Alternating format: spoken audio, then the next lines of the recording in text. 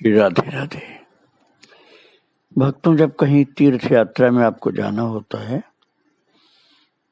तो वहाँ रुकने के लिए, खान पान के लिए, जो भी सुख सुविधा संभव हो उसके लिए किसी को फोन किया जाता है।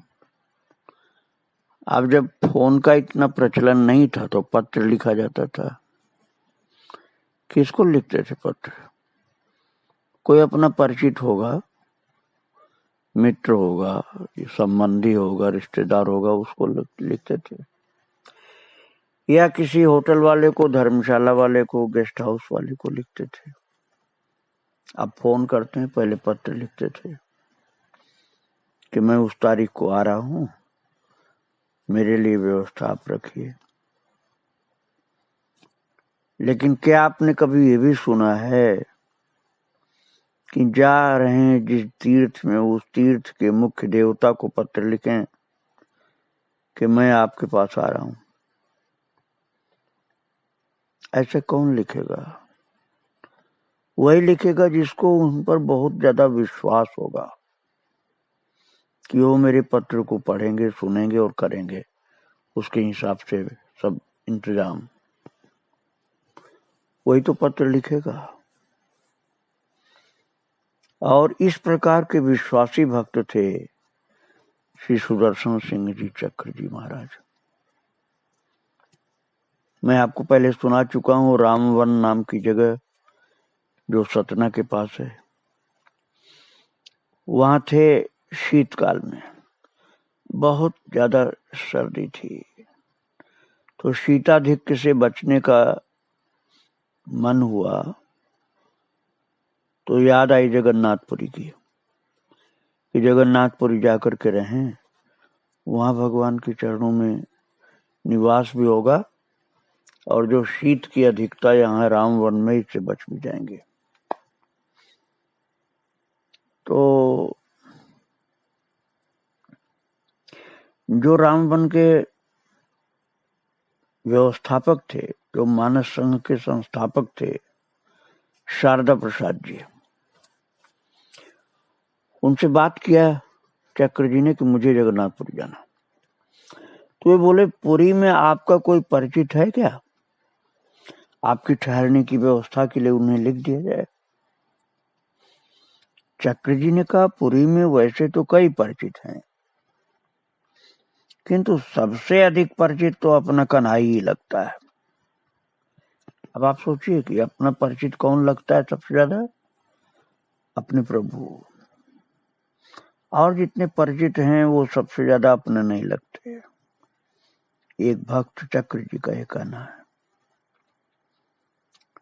तो उनके जो मित्र थे शारदा प्रसाद जी, वो बोले, आप ठीक कहते हैं, पुरी में वो बिना हाथ पैर का होकर रहता है, अतः इससे पहले तो सूचना दे दी जानी चाहिए। ये भगवान कृष्ण ही तो हैं जगन्नाथपुरी में, जगन्नाथ भगवान, जिनके हाथ लीला के द्वारा ऐसे हैं जो सर्वांग नहीं दिखलाई पड़ते हैं। इसलिए उनके मित्र ने कहा, चक्र जी के मित्र शारदा प्रसाद जी ने, कि पुरी में वो बिना हाथ पैर का होकर रहता है कन्हई, इसलिए पहले उसे सूचना दे दी जानी चाहिए, क्योंकि उसको काम करने में टाइम ज्यादा लग सकता है, धीरे धीरे करेगा। तो ये घटना उन्होंने अपने परिकरों को सुनाते हुए कहा कि मैं जगन्नाथ जी के नाम एक पोस्ट कार्ड डाल दिया। और चक्र जी ने जो भगवान जगन्नाथ के नाम से पत्र भेजा था, उसमें लिखा था कि मेरे लिए एक ऐसे कमरे की व्यवस्था नगर के बाहर समुद्र तट की ओर कहीं टोटा गोपीनाथ के आसपास कर दो, जिसमें कभी मछली नहीं बनाई गई हो। ऐसा कमरा होना चाहिए जिसमें कभी मछली उबाल कर पकाने खाने वाले लोग ना आए हो। शुद्ध सात्विक जगह होनी चाहिए। मीठे पानी की व्यवस्था हो, शौचालय और बिजली भी हो। ये जो समीप में कहीं पुष्प वाटिका हो तो और अच्छा है। मैं उचित किराया दे दूंगा। अब आप समझते चलिए पत्र किसको लिखा जा रहा है? जगन्नाथ भगवान को। न किसी होटल वाले को, न गेस्ट हाउस वाले को, न किसी मित्र वाले को, न किसी संबंधी सगे को ये पत्र लिखा गया, भगवान जगन्नाथ को लिखा है। और जगन्नाथपुरी पहुंचे चक्र जी अपने समय से, तो वहां पहुंचते एक पंडा जी मिले। तो पंडा जी ने कहा कहाँ रुकेंगे? तो चक्र जी ने कहा अभी कहीं ऐसी जगह ले चलिए जहां मैं स्नान कर लूं, दर्शन तो मैं स्वयं कर लूंगा। आप मेरे लिए किराए का एक मकान ढूंढ देंगे तो आपको उचित दक्षिणा भी दे दूंगा। तो पंडा जी एक वृद्धा माता के यहाँ ले गए। उनके यहाँ मीठे पानी का कुआं था, और चक्र जी स्नान आदि करके जब निवृत्त हुए तब दर्शन करने गए और जगन्नाथ जी का प्रसाद भी ले लिया। दूसरे दिन नित्य पूजा से उठा ही था, चक्र जी बोलते हैं कि पंडा जी प्रतीक्षा कर रहे थे, वे बोले चलकर कमरा देख लीजिए। और चक्र जी कहते हैं मैं रिक्शा करके उनके साथ गया।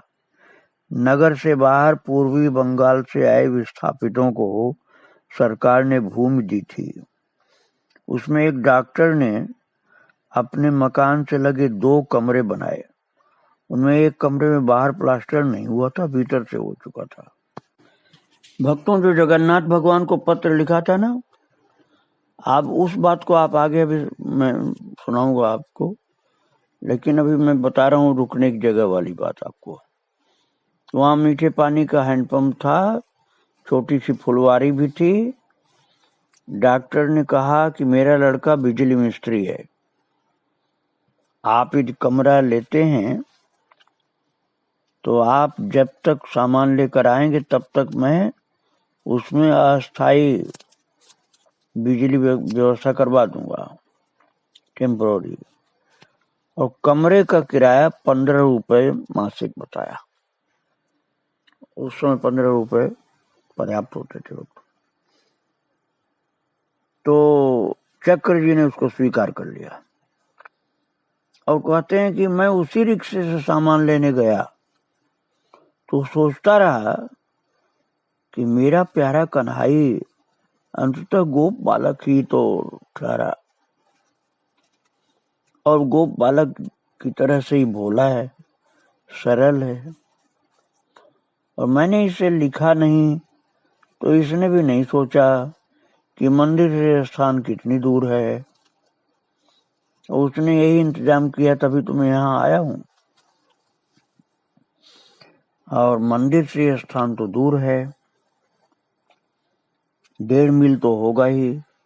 मैं दर्शन करने तो नित्य जाऊंगा ही, तो मंदिर के समीप मारवाड़ी बासे में भोजन कराऊंगा, किंतु शाम के भोजन का क्या होगा? चक्र जी सोच रहे हैं सुबह तो भोजन कराऊंगा, तो शाम के भोजन का क्या होगा? यहाँ तो कोई भोजन की व्यवस्था नहीं। शाम को भी भोजन के लिए इतनी दूर आना मुझसे संभव नहीं है, और मुझे भोजन बनाना आता नहीं। अब ये सब सोच रहे थे वो भक्तों। ये सोचते हुए सामान लेकर के जब वो लौटे तो कमरे के बाहर एक पंजाबी सज्जन प्रतीक्षा कर रहे थे, और उनको मकान मालिक ने परिचय दे दिया था चक्र जी के विषय में। तो उन्होंने चक्र जी से कहा कि पड़ोस में जो नगर पालिका की पानी की टंकी बन रही है, उसको बनवाने वाली कंपनी में मैं इंजीनियर हूँ, और ये टंकी बनवाने के लिए मुझे कंपनी 15 दिन के लिए, 15 दिन के पहले यहाँ भेज दिया। बल्कि उन्होंने बताया कि सपरिवार मैं आपके कमरे से सटे दूसरे कमरे में ठहरा हूँ, और उड़ीसा के परम संत पूज्य श्री अमित भद्रदास जी का मैं शिष्य हूँ। और वो इंजीनियर साहब बताने लगे कि मैं आपकी कहानियां कल्याण पत्रिका में पढ़ता हूं और मेरी बड़ी अभिलाषा थी आपसे मिलने की। डॉक्टर बाबू ने आपका परिचय दिया तो सब काम छोड़कर आपका दर्शन करने आया हूं। अब वो इंजीनियर साहब बोल रहे हैं कि आपसे मेरी एक प्रार्थना है। तो चक्र जी ने पूछा कि क्या प्रार्थना आपकी, कहिए। तो बोले आसपास कहीं भोजन की व्यवस्था नहीं है, यहाँ के लोग रोटी बनाना भी नहीं जानते और आप अकेले हैं। तो इंजीनियर जी ने कहा कि कृपया भोजन आप हमारे यहाँ करने की अनुकंपा कीजिए। चक्र जी कहते हैं कि मैं तो चौंक गया कि मैं इस चिंता में था कि यहाँ भोजन की व्यवस्था कैसे की जाएगी, और ये कन्हई ने व्यवस्था कर दी है। अब चक्र जी कहते हैं कि मैं चौंक गया इस बात को सुनकर कि इंजीनियर साहब भोजन की व्यवस्था मेरी की है। तो क्या कन्हई ने ये व्यवस्था भी 15 दिन पहले कर दी थी जब पत्र मैंने भेजा था? अब ये चक्र जी सोचने लगी कि मैं फ्री में तो भोजन करता नहीं, और उन्होंने उनसे कहा कि देखो मैं फ्री में तो भोजन नहीं करता हूँ, कुछ तो आपको लेना पड़ेगा। तो जब आग्रह किया चक्र जी ने तो स्वीकार कर लिया उन्होंने कि मैं दर्शन करने जाऊंगा तो वहां से प्रतिदिन सब्जी ला करके दे दिया करूंगा। क्या आप भी कहेंगे कि मंदिर की मूर्ति तो मूर्ति है? अब आप विचार करिए, मंदिर में जो ठाकुर जी जगन्नाथ भगवान विराजमान है, पत्र तो उन्हीं के लिए लिखा गया था ना। कई आदमी सोच सकते हैं कि वो उनको पत्र लिखने से क्या होगा, पत्र तो किसी आदमी के लिए लिखो, लेकिन उन्होंने किसी आदमी के लिए पत्र लिखा ही नहीं। चक्र जी ने, उन्होंने तो पत्र लिखा था भगवान जगन्नाथ के लिए, और जगन्नाथ जी ने सारा इंतजाम इतना सही कर दिया था, इतना बढ़िया कि कोई मनुष्य भी नहीं कर सकता था। जो जगन्नाथ जगत के लिए योगक्षेम हाम्यम का ठेका लिए हुए हैं गीता जी में, तो अपने स्वजनों के लिए कब कहां से देरी करते हैं वो। उन्होंने पूरा इंतजाम किया चक्र जी के। चक्र जी आनंद से जगन्नाथपुरी में काफी दिन रहे, जाड़े भर, और फिर इसके बाद वो श्री वृंदावन धाम के लिए आए। अब उस समय श्री कृष्ण जन्म स्थान जो मथुरा में है, वहां की जो सेवा व्यवस्था चल रही थी उसके विषय में आपको बताऊंगा। भक्तों, गीता जी के 6ठे अध्याय में प्रभु ने कहा है कि जो पुण्यात्मा भगवान के भक्त अच्छे योगी होते हैं, उनको पवित्र धनवानों के घर में जन्म दिया जाता है, जिससे वे फिर से सेवा कार्य को कर सकें। शुचि नाम श्रीमताम गे योग भ्रष्टो भी जायते। शुचि नाम श्रीमताम, पवित्र धनवानों के घर में, जहां अपवित्र भोजन न हो, अपवित्र संगत रहन सहन अपवित्र न हो, जहां की संपदा सात्विक हो, जहां सात्विक वातावरण हो, सात्विक खान पान और रहन सहन सत्संग हो और सेवा की भावना हो, ऐसे पवित्र धनवानों के घर में उन योग भ्रष्टों को प्रभु जन्म देते हैं। तो उस समय भारत के प्रसिद्ध उद्योगपति श्रीयुत जयदयाल जी डालमिया, वो ऐसे व्यक्ति थे भक्तों। डालमिया जी भाई जी हनुमान प्रसाद पोद्दार जी के प्रति असीम श्रद्धा रखते थे, असीमित श्रद्धा रखते थे, अर्थात आप समझिए उनके भक्त थे वो। तो एक धनवान व्यक्ति, बहुत उच्च कोटि का धनवान, प्रभु के प्रेमी का यदि प्रेमी हो जाए, भक्त हो जाए, तो उसका जीवन पवित्र होता है, कितना महान होता है उसका जीवन। गीता वाटिका गोरखपुर में जो है, वहाँ जो उत्सव होते थे भाई जी के द्वारा, उसमें डालमिया जी अधिकतर आते ही रहते थे। और गीता वाटिका की संत चरण सन्निधान की सुरभि से सुवासित रसमय पावन भूमि महाराज तीर्थराज के समान परम वंदनीय सेवनीय है। बहुत महिमा है वहां की। ये डालमिया जी श्रद्धेय भाई जी एवं पूज्य राधा बाबा जी की अभिन्नता, प्रेम, ये सब के पारखी थे महाराज। इन युगल विभूतियों राधा बाबा और भाई जी, इनके स्नेह भरे प्यार में डालमिया जी का पूरा परिवार पगा हुआ था। वहीं से डालमिया जी का चक्र जी से भी परिचय हुआ, क्योंकि चक्र जी भाई जी से मिलने जाते थे। हनुमान साहब पोद्दार जी चक्र जी को बहुत स्नेह से मानते थे, तो डालमिया जी वहां आते थे, इसलिए वो चक्र जी से परिचित हो गए। और चक्र जी की कहानियों से वो बहुत पहले से प्रभावित थे। और भाई जी के यहाँ जब चक्र जी मिलने लगे तो चक्र जी को भी बहुत वो सम्मान से मानने लगे। और हरिद्वार में सन 1975 में डालमिया जी आए हुए थे, जयदयाल जी डालमिया, और चक्र जी भी वहीं थे।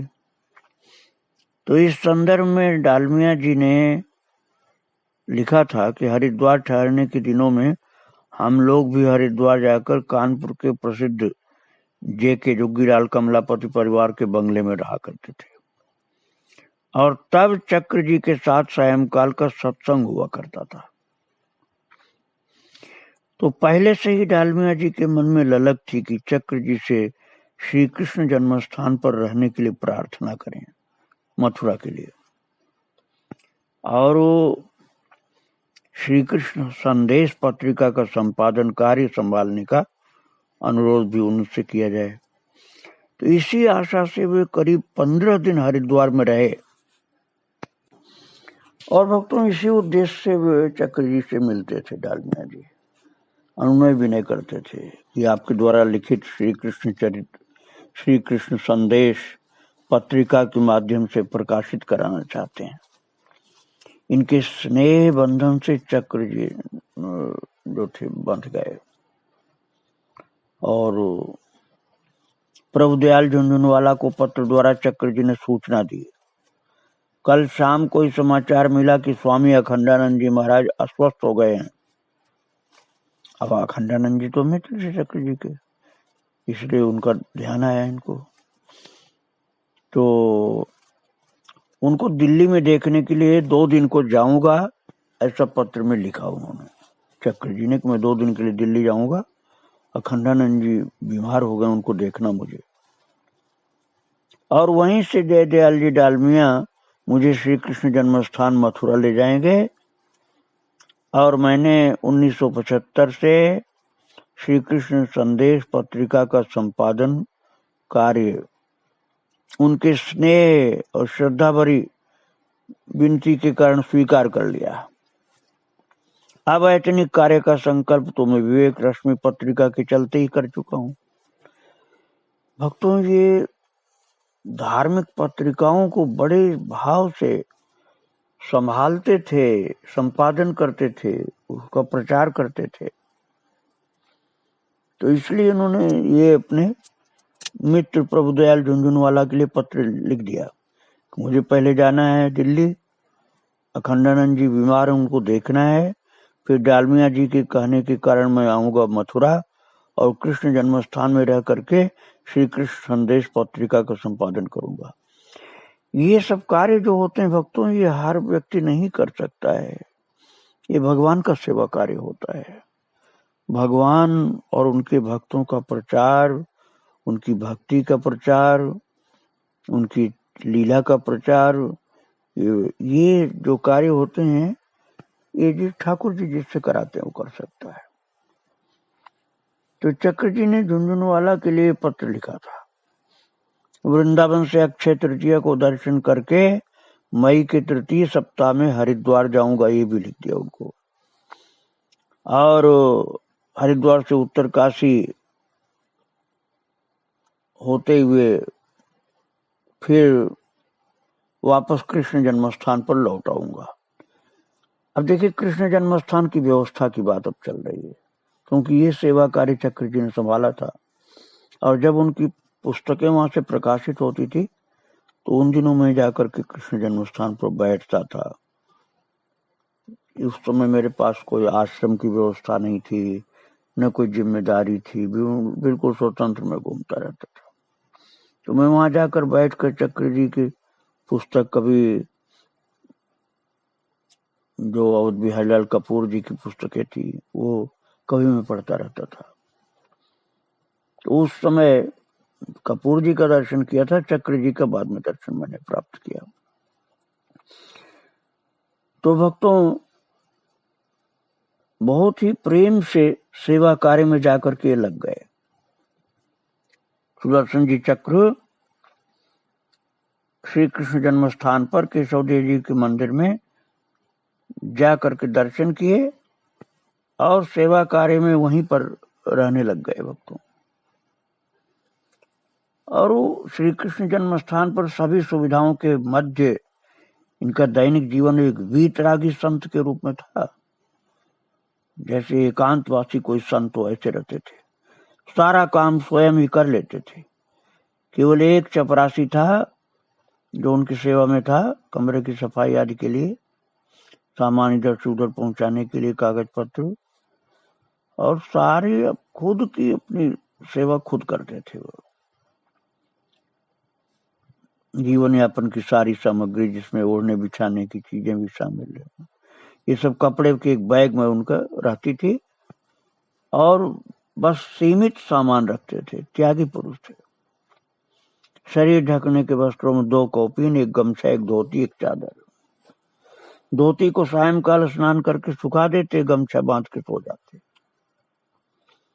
सप्ताह में नित्य प्रति के उपयोग के वस्त्रों को स्वयं ही साबुन से धो करके सुखाते।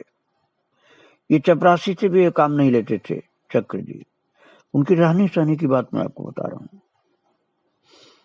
एक बात और, जब चक्र जी अपने कक्ष में आए तब पहले उसमें फोन की व्यवस्था थी, उनके आने के पहले से।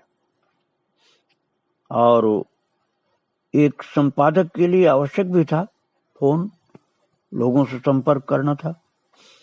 किंतु आते ही सहजता से चक्र जी ने फोन हटवा दिया, कनेक्शन कटवा दिया और कहा कि मुझे किसी को फोन नहीं करना है, और किसी का फोन आवे तो मैं उससे बात करने का अवकाश भी कहां से निकाल पाऊंगा।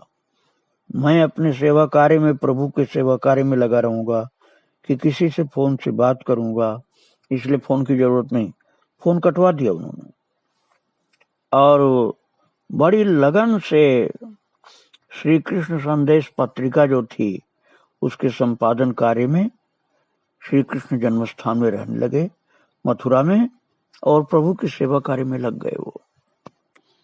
इस प्रकार से चक्र जी का अब निवास स्थान हो गया श्री कृष्ण जन्मस्थान मथुरा, और वहीं उनके लिए आवास हो गया, वहीं उनका ऑफिस हो गया, और वहीं वो मुख्य रूप से सेवा कार्य में लग गए।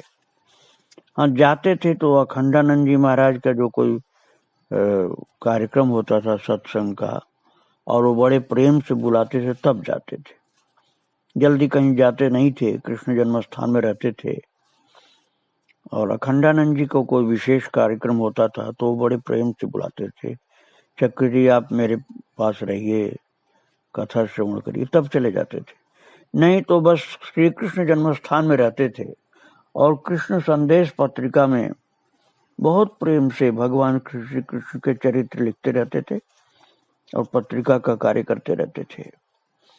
तो मैं अभी चक्र जी को श्री कृष्ण जन्मस्थान मथुरा में ही रख रहा हूँ कथा में, और आगे फिर उनके विषय में आपको सुनाऊंगा।